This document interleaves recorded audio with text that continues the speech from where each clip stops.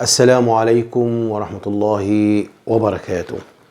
النهاردة هنتكلم عن موضوع تفسير رؤية درفيل للفتاة أو الشاب في المنام.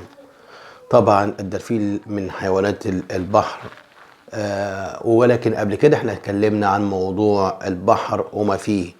طبعا البحر له تأويل مختلفة كثيرة تختلف عن ما بيحدث في داخل البحر، أعماق البحر يعني، أو سطح البحر كالسفينة والمركب والإيه وما أشبه ذلك من إيه على سطح البحر. طبعا بالنسبة للبحر عامة ده إشارة على الدنيا أو الحياة الذي يعيشها صاحب الرؤية. والحوت فيها زي ما اتكلمنا قبل كده، الحوت فيها يشير على الملك أو الرئيس، والقرش فيها يشير على الوزير، والدرفيل فيها يشير على القاضي أو المحامي، والتمساح فيها يشير على رجل الشرطة. واحنا اتكلمنا في الحاجات دي قبل كده، ولكن أنا بتكلم من باب التوضيح.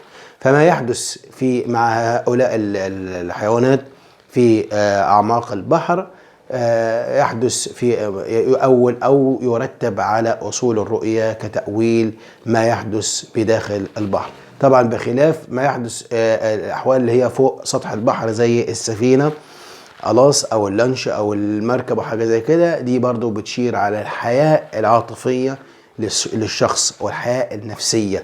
أما مداخل أعماق البحر يشير على الحياة المعيشية من دخل ومعاملات. دي بالنسبة لي فموضوعنا النهاردة عن حيوان الدرفيل. حيوان الدرفيل يشير على الصديق المتغير اللي هو ما بيثبتش على حال، ويشير على زي ما احنا قلنا القاضي، ويشير على المحامي.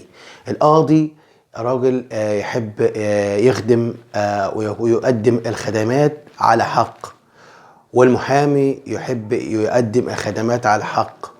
ولكن المحامي فيه نوع من ان هو يحب يكون متغير، يعني ما بيثبتش على حسب القضية اللي هي تعرض له، بيبدأ يتحرك ليها، فهو متغير مش ثابت على ايه، على وضع معين، لان يتغير على حسب تغير القواضي اللي هي بتتقدم او المواضيع اللي هي بتتعرض اليه. فبرضه بيشير الدرفيل على الصاحب الخدوم، ويحب الخدمات ولكن يحب يتميز، يكون معروف او معلوم او الناس تبينه.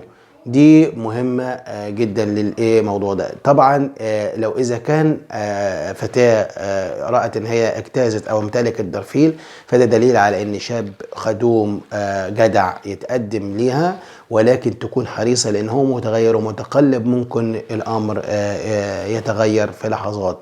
ولكن موضوع الدرفيل في حد ذاته ده دليل على شخص يقدم الخدمات والمساعدات للآخرين، ولا يريد مقابل المادي، ولكن يريد المقابل المعنوي. هذا والله أعلم، والسلام عليكم ورحمة الله وبركاته.